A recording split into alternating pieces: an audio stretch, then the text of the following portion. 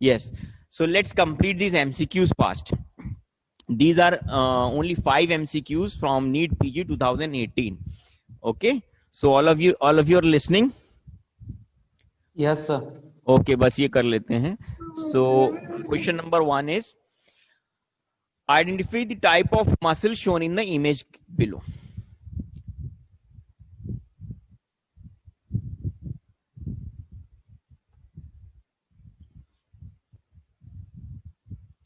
Identify the type of muscle shown in the image below.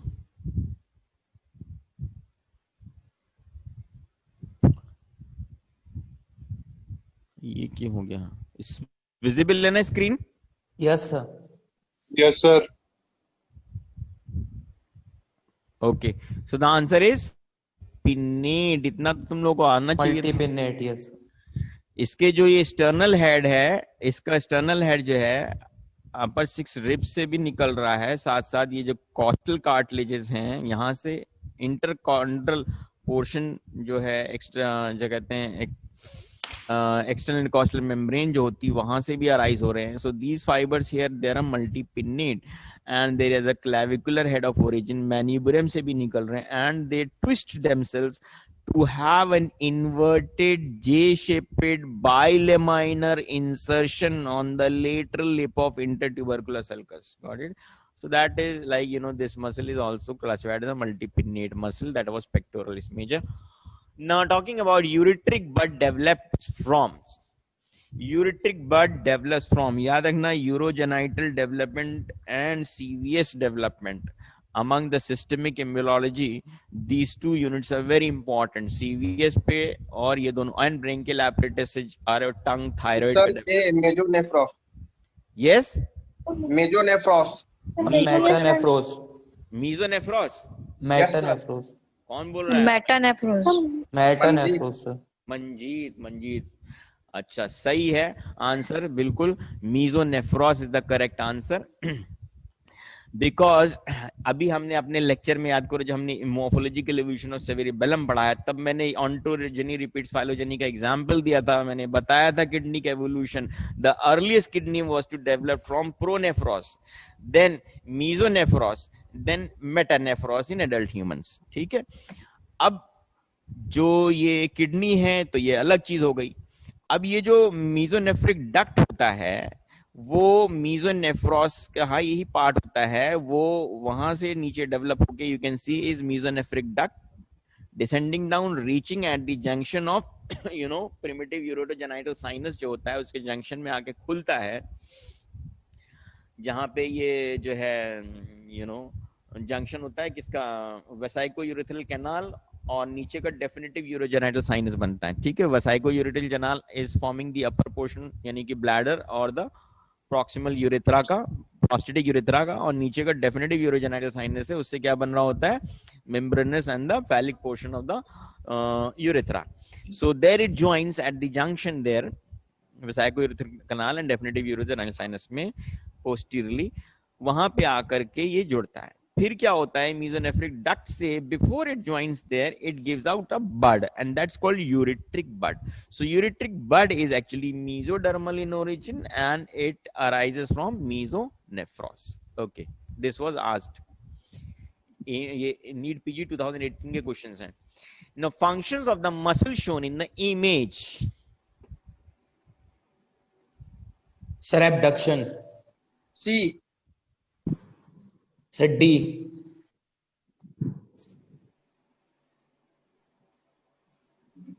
और क्या मंजीत क्या बोल रहा है? Sir, C. Adduction. Adduction. Muscle पहले देख के बताओ कौन सी है ओसामा?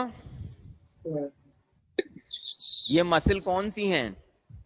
Sir, dorsal interossea है.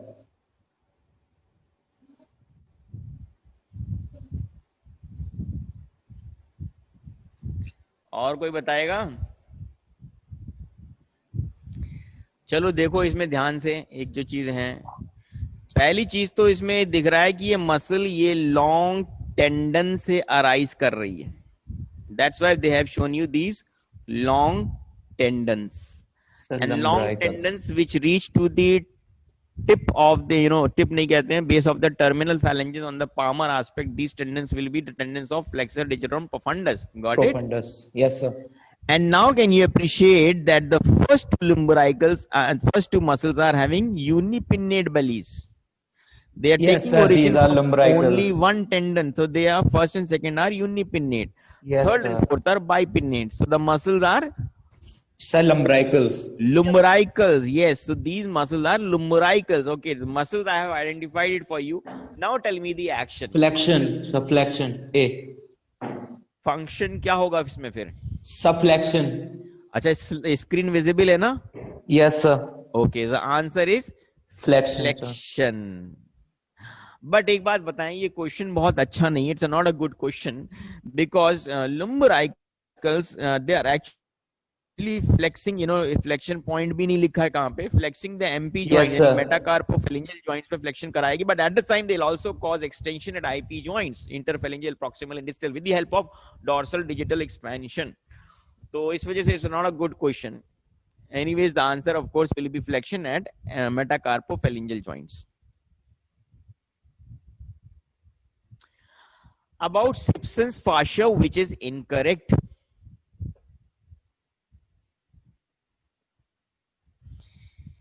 Simpson's fascia, is it attached to the inner wall of the second rib? Covers the apical part of the lungs.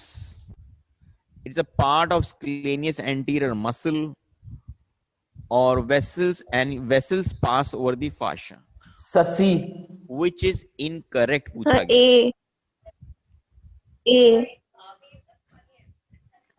ए कौन शेजल बोल रहे हैं?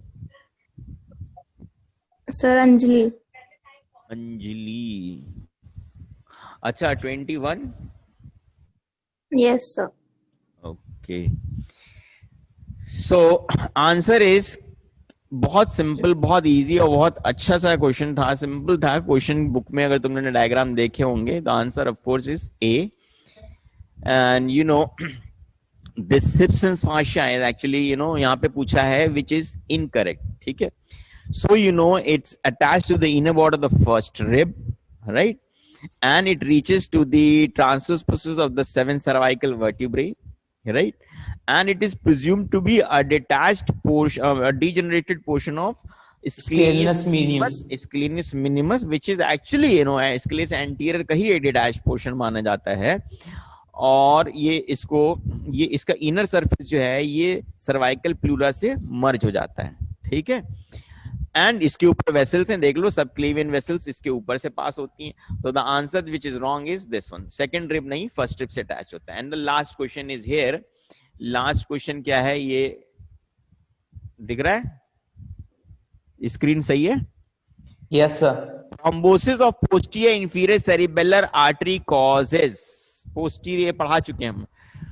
posterior inferior cerebellar artery is a branch of, कोई बताएगा? Subbasilar artery. A branch of vertebral artery. ठीक है, within the cranium. posterior inferior, and it is having a tortuous course. सब बता चुके हैं. तो thrombosis of posterior inferior cerebellar artery से क्या होगा? Obviously it is supplying the cerebellum as well as the inferior surface of the cerebellum, as well as it supplies the Lateral. now tell So me med- answer of this. A, sir. Medulla की अगर हम बात करें तो medulla की blood supply, तो answer is A, no doubts. ठीक है. Yes, sir. तुम आंसर इज ए.